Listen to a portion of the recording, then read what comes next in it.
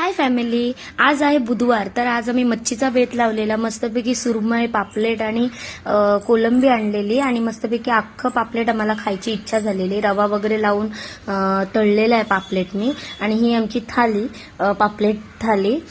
तर आम्ही मस्तपैकी दुपारी छान जेवलो.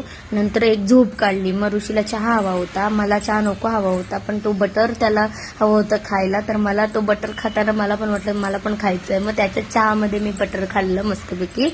आणि नंतर मग दळण टाकायचं होतं, तर मी दळण आणायला गेलेली गव्हाचं.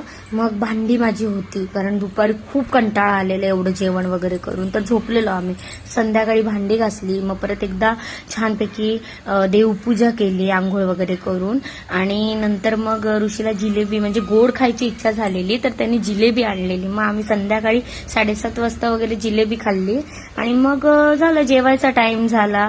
मग